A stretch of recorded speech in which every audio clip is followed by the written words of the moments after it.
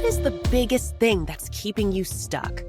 Why do you feel discontent despite achieving what you thought you needed? Something's missing. You've tried other solutions, but nothing has truly fixed your problem, up until now. Download the 3 reasons you're feeling discontent and how to fix it fast at www.jedbrotherson.com and quickly create a clear roadmap that helps you find peace, clarity, and fulfillment. Welcome to the Pulverizing the Patterns podcast, where Jed Brotherson takes you on a journey to confront the roots of your discontent and emerge significant. Each week, we dive deep into themes like overcoming harmful family dynamics, standing up for yourself with courage, speaking out against injustice, and cultivating healthy, authentic relationships.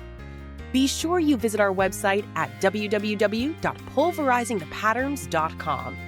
While you're there, subscribe to us via your favorite network. Now, get ready for empowering stories, expert insights, and actionable strategies that help you break free from negative patterns and create a life rooted in self-respect, clarity, and connection. Today, we're diving into a topic that touches more people than most will admit: emotional eating, binge eating, and the toxic patterns that come along for the ride. My guest today is Jillian Scott, an expert coach who helps people pulverize the patterns of emotional and binge eating. She guides her clients in breaking free from self-sabotaging behaviors around food, rebuilding a healthier relationship with their bodies, and quieting the toxic voices, both internal and external, that keep them stuck. Jillian, it's an honor to have you on the show today. Welcome. Thank you. Thank you so much for having me. Awesome. Do you want to just give us a brief introduction of anything I might have missed right there? That's perfect. So what I do now has been an evolution of my own growth and where I've come and what I've had to struggle with over the years.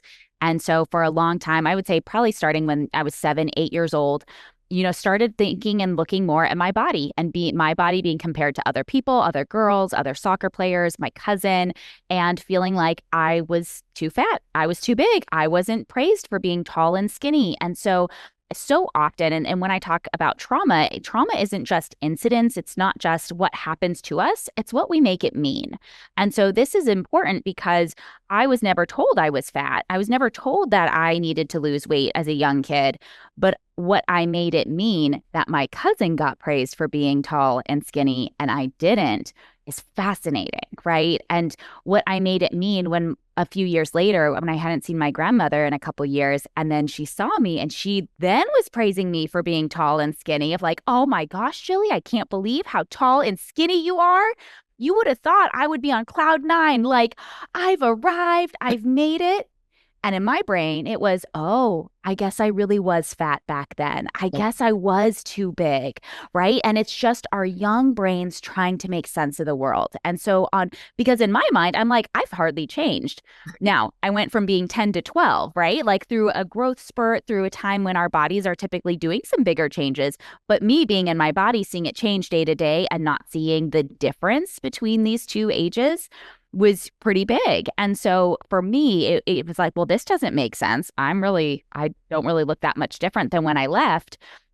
And so this is why it's important that we understand not just what happened, what was said, but what did I think about that? What was the meaning that I attached to that incident? And so much of my own body dysmorphia, my own war with food stemmed from, I was maybe 10, 20 pounds overweight, yet acting like I was 100 pounds, 200 pounds overweight. Just the way that I thought about myself, the way that it really hit my self-esteem, my self-worth, and how much that was wrapped up in my body. And not fully recognizing and realizing the issue. And so for me, the problem was always, well, I just need to lose weight. I just need to lose weight. I just need to lose a few more pounds. Yet never being happy with that weight loss, always wanting to lose a few more pounds, and then always being terrified of gaining the weight back. And so after years of chronic dieting, I was emotionally eating at times, binge eating, and I did that for about 14 years total. And then finally woke up one day and just realized, okay, I'm overeating literally every single weekday. This is not normal. Like, not everybody does this. I'm going to figure this out, but I'm doing this and I can fix it. Like something's not right here, but I'm going to fix this. I'm going to figure this out. And I didn't care how long or how much it took. I didn't care how many programs I tried that didn't work. I used that as fuel, as like, I'm getting closer to what will work. And so, yeah, that's it. A lot of this has just come out of my own journey, my own heartbreak, my own struggles, Yeah. that sort of thing. I love it. Like I always go back to, with examples like that, to Thomas Edison. They say he had a thousand ways to not make a light bulb, right? Just Yeah, kept going. Uh, exactly. and inside these negative patterns, how they're so sneaky, how they can just sneak into our lives and stick around. And Mhm. let's help our listeners get to the root of what typically triggers emotional or binge eating in the clients that you've been working with. Yes. So emotional eating, the way that I explain it is reaching for food when you are not physically hungry.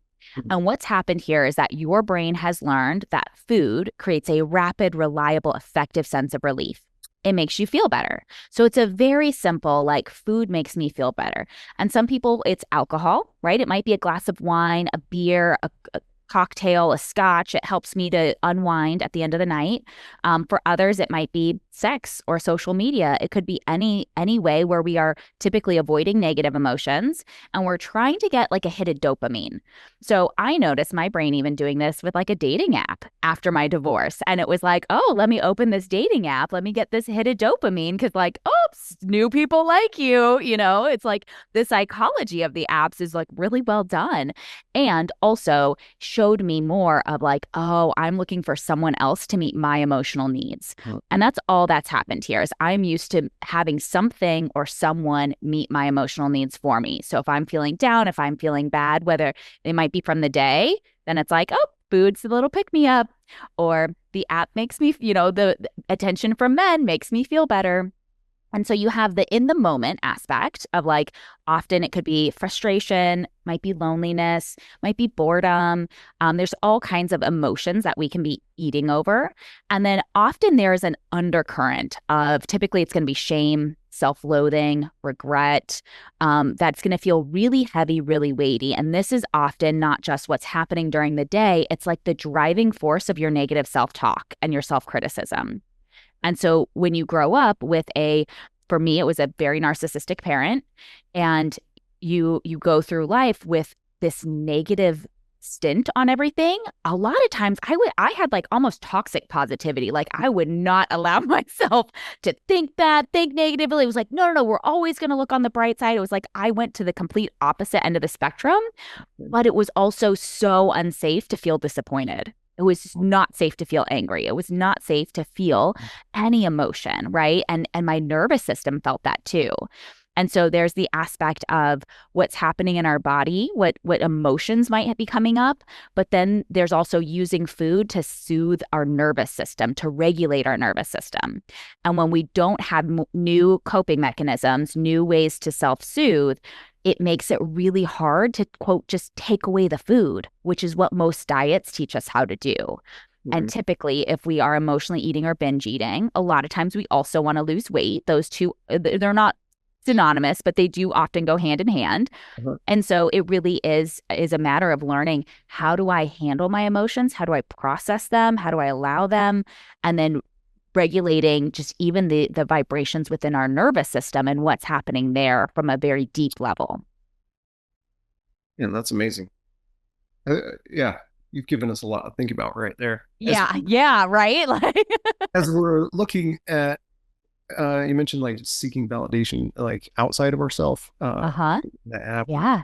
things. When we understand that our reality is a mirror, it kind of gives us a powerful glimpse into what's really going on inside. Could you help our listeners understand how that mirror works with this craving for the food or alcohol or whatever we're seeking that hmm validation from, or that help from? Yeah. And this is like, it's always going to be nuanced and different for everyone. And so this is where it's like there's not just a like do this, create this result. And I think when it comes to food, weight loss, anything like that, like the goal is to have like a methodology that works for you and your lifestyle, and then the freedom and flexibility to like make it fit for you and to find the nuances of like, what does this look like in your own life? But typically we are projecting out, and we think what we are receiving from somebody else is like maybe judgment or shame. And really it's like I hold all of those emotions in myself. And so when I'm afraid of what other people are going to think about me, when I'm afraid of what somebody else is going to think, it's that I'm afraid of what I think. I'm afraid of what I feel. I'm afraid of what that says about me. So if it's, well, I don't want to hurt his feelings by speaking and by sharing my truth of how I grew up, for example, it's like, I'm afraid, it's like, it's not safe. These emotions aren't safe. I'm afraid of hurting like my own feelings. It's what am I making that mean about me? It's like, if I admit that I hated my dad growing up, that means I'm a terrible child, right? It's like, I'm afraid of the shame. Not only do I want to protect him from shame, guilt, regret, I want to protect myself from being labeled a terrible daughter, a horrible person, because why wasn't I looking at all the good things he did? Why was I only focused on the bad? Why, I'm essentially gaslighting myself. And so this is helpful when we can start to see that what's showing up in our lives is just showing us what we need to work on within. Like you said, it's that mirror of reflecting back. If I'm afraid of judgment from someone else, it's because I'm already judging myself. That's why there's that fear there. Or even calling it in. If you're receiving that judgment, a lot of times we're agreeing with them, because it's already living within us. Right. That reflects back that deeper emotional wound. Yeah. Mm-hmm. Yeah. Yeah. You mentioned before we hit record that the mindset plays a huge role. And it's often the key to breaking free or staying stuck in the same old pattern. What are some of the common limiting beliefs that people carry with them? Because most people don't really understand that they're carrying these beliefs. They're like you're mentioning from 11, 12, our whole life. What are some of these beliefs that you see people carrying with them when it comes to food and body image? So like, I'm not enough. I'm not thin enough, pretty enough, good enough. There's all different flavors. Sometimes it's I'm not smart enough. I'm not doing enough. So there's this like enoughness aspect, which I think of as worthiness. And it's like, I'm somehow not worthy. I haven't earned, I haven't achieved it. And yet that becomes the undercurrent. And when I'm not enough, then we experience shame. And shame is really hard to hold in our bodies. We as humans do not like it. And so when you get into kind of a narcissistic dynamic, when we look at the dynamic between toxic people, right, you often have how I describe it is you have like the narcissist and then you have the people pleaser. Both are codependent. Okay. Both, right? Like they both need one another. It's not a narcissist and a codependent. They both are codependent on the other person. So when the narcissist shame button gets triggered, because that is my view, is that they are the type of person that cannot handle the self-reflection. They cannot handle any time something gets close to feeling shameful, that they have to then project it and attack whatever they feel is kind of attacking them. So it comes out as abusive behaviors. We have like coercion, manipulation, control, demeaning words or comments. It might be blame shifting, right? So it's like they can't handle their shame. So it comes out on you. And then as the pleaser now, you don't like that being activated. Your pleaser button has been activated. So now it's, well, I don't want to feel the shame. So now I'm going to try to please. I'm going to try to regulate their nervous system for them so that they can now co-regulate your nervous system. So it's like you got to get that person back to feeling better so that you can feel better. And then after all of that emotional turmoil, we're like, freaking A, what do I do? Like, I've got to calm myself down. We grab some food, we grab some wine, we open another bottle, and it's typically not really intentional. It is very subconscious, but often it's like there can be all kinds of thoughts now around like, I'm such a bad person. I'm a bad husband or a bad wife. It could be, I deserve this. That's what we want to look for are the excuses and justifications or the permission giving thoughts to eat of like, how are we trying to justify eating? So sometimes it's like, I've been really good. Sometimes it's like, I've lost 2 pounds, so I now can splurge. Now I can go off of my eating plan. Sometimes it's like, why bother? Screw it. I've already ruined the day. F it. I'll start over on Monday. Right. So this is where we want to find like, what are my favorite excuses for not losing weight? What are my favorite excuses for not listening to my body, and really tuning into what is my body saying? And so there's sometimes there's the in the moment thoughts that come up. And then there's the deeper current of like the shame, the guilt, the frustration, the feeling like you're not enough that can also be driving the eating habits. It feels like you're telling my story. Yeah. Except rather than being in a codependent relationship with the people pleaser, I think I was both. Well, I have been both, and it's in different relationships. I don't think I've been both with the same person, but I have been in relationships where I have had the narky dynamics and I have been more of the toxic person. And I have been in relationships where I was the pleaser with the toxic person. Would you say it's the same for you, or did you find yourself being both with the same person?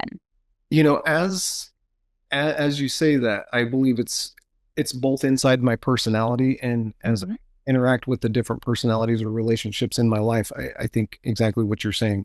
Different personalities would cause different parts of that negative stuff to come out. And when I was a nurse, it was so easy to. I mean, everybody has a birthday. Somebody has a birthday every day. Somebody's got a cake somewhere. Yes, right. And anyway, that was all the comments that you just said. It's like, what's the excuse for me to reach for the food today? And learning how to overcome that.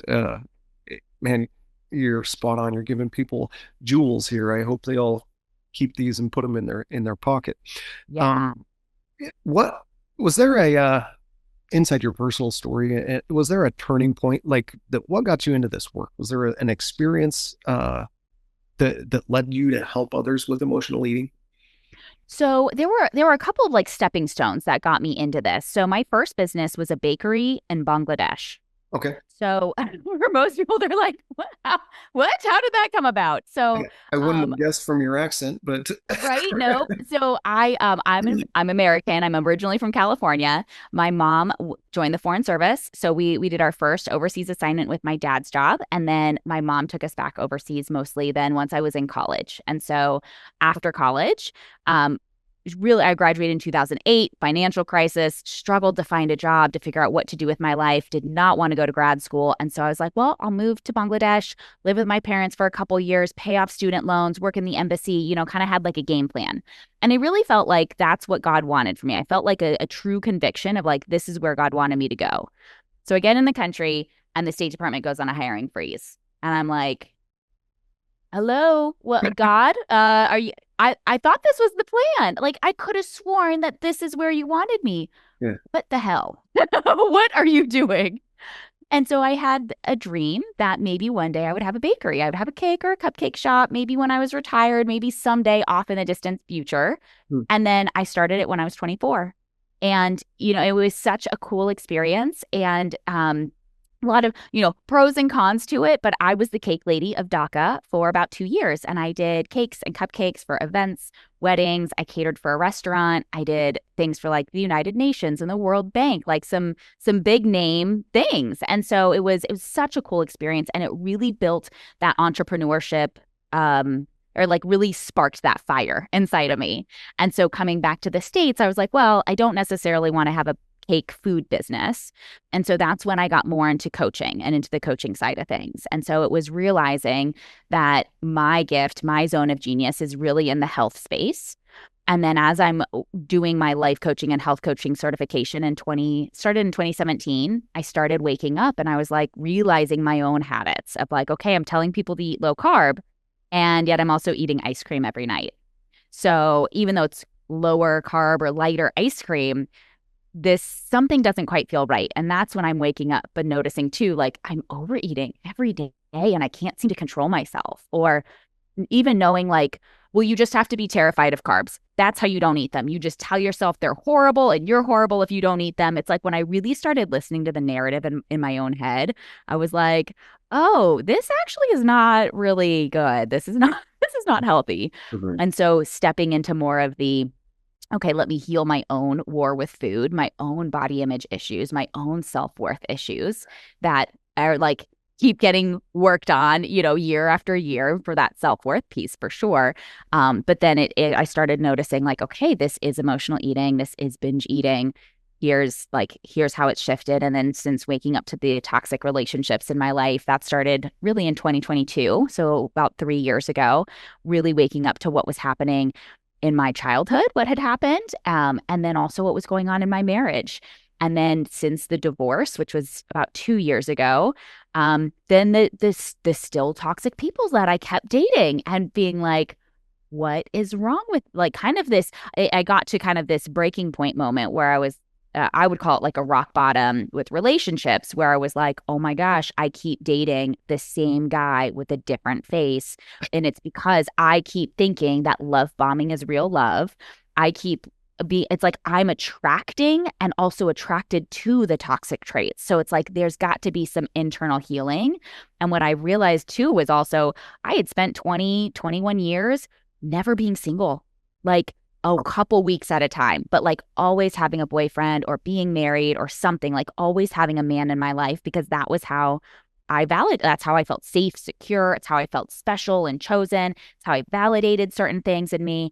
And so I had to do like a man detox, and for some, if you're a man, maybe you need to do a woman detox, right? And it's like detoxing from getting these emotional needs met from somebody else, particularly of the opposite sex or whomever you're attracted to.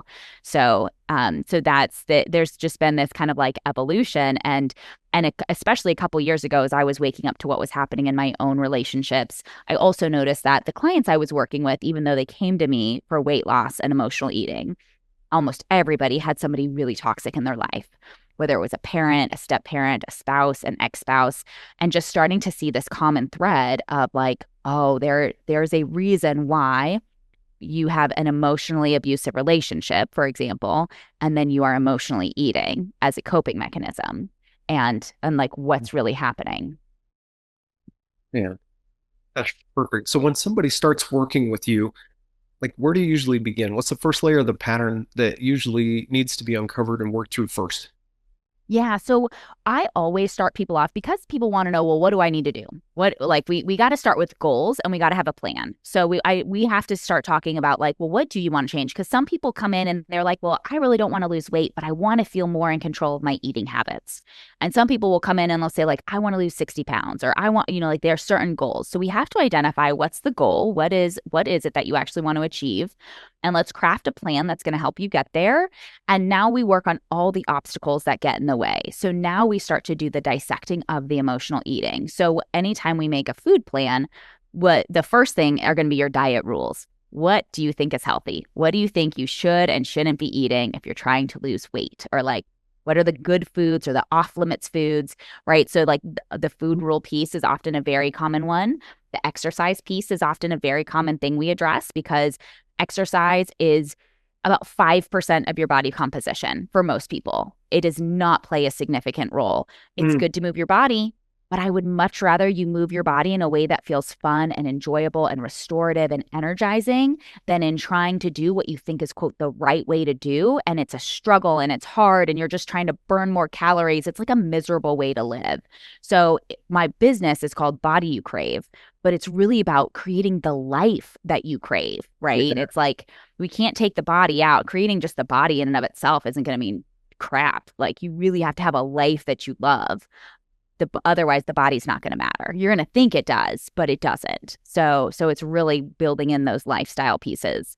And then typically from there, it's like, okay, now tell me about your most recent emotional eating experience or your most recent binge. And for some people, it's like, well, that was last night, or, that was last week, or, being able to work through those aspects. And so that's typically the way that we work in it, because it also helps us to build trust of like going from kind of the tactical logistics, have a framework for like, I know what to do, working on on the emotional eating side of things. And then we really get into more of the trauma aspects of here's how I grew up, here's what I learned, here's what I was told, and really creating a sense of safety and security in the body to lose weight. So it's like your nervous system has to feel safe and at peace to lose weight.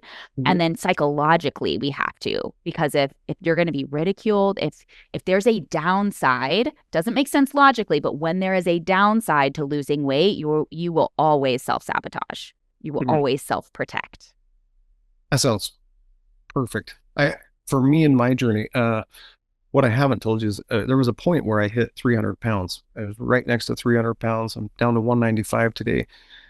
And I remember when I'm that heavy, I need to wear a CPAP at night to breathe. Yeah. And then after I get down to like maybe 250, 240, I don't have that issue. Yeah. And so as people finally hit their own personal point of, man, I need to make a change. Could you walk us through a simple, like powerful mindset shift that helps somebody like, okay, I recognize I got to make a change. What can I start today with? Yeah. So, and with anything that's like related to the emotional stuff, trauma, our nervous system, I always recommend people to get support, because so often we don't know, we haven't learned how to handle that on our own. So it's like, find a community, find a coach, find a therapist, get support, get help from somebody who can help you regulate that. In the meantime, now, if you find that you are maybe emotionally eating or binge eating, one of the first places to start is to recognize, am I hungry? And just ask yourself, number one, am I hungry? Number two, okay, if I'm not hungry, what am I feeling? What's happening? What are the sensations I'm noticing in my body? And for some of my binge eaters, it's like there's this bingey feeling. It's like it's hard for them to describe, other than there's just this like desire for food and to eat a lot. And typically we are trying to numb out from whatever it is that we're experiencing. So if we can kind of put that to the side and notice, oh, I'm feeling anxious, I'm feeling shame, I'm feeling something, right? Like go beyond triggered. Anytime we're quote triggered, we are feeling an emotion that doesn't feel safe in our body. So what is it? Let's start to get really clear on what are these emotions, and Word Hippo or a feelings wheel. Those are some great places to start to give yourself some more vocabulary around the emotions and what you're feeling, where you're feeling it in your body, what it feels like, how you're experiencing it, and just to notice like, okay, not hungry. This is what I'm feeling. This is what I want. And like, this is where my brain has told me it's like, it's going to make it better. And so typically if we can take a pause, if we can pause for 5 to 10 minutes and go do something else. So I'll tell myself something like, all right, I really want this chocolate ice cream, for example. Let me go walk the dogs. It's going to be 5-6 minutes outside around the block. And then when I come back, if I still really want the chocolate ice cream, I can have it. But enough time, I would say 9 times out of 10, I'll go walk them. And on the walk, I'm like, you know what? I'm not really hungry. It's close to bedtime. I'm actually just tired. You know what? This food does not solve emotions. Food solves hunger. And I'm not hungry. I don't need this right now. And most of the time I come back and I'm very happy and content. And I feel very proud of myself for saying no. And this is the other piece, is we have to make saying no a good thing. It has to feel like it's a loving thing to do. It's a positive thing. It's not like, no, you're not allowed. No, you're so bad. No, you're so overweight. It's, I love you so much and we don't need this right now. But if you still really want it tomorrow, we can plan it and eat it tomorrow when we actually are not super full. That's amazing. That helps people take their behavior and change their identity. Well, Yeah. What the other aspect that I want to really dive into here is when somebody makes a decision to create real change in their life, what role does self-worth play in breaking free from these emotional eating, and how can they start rebuilding self-worth, especially if they would tell themselves that they don't have a problem with self-worth. Like maybe they think they're already confident and that self-worth isn't a problem, but they're also overeating.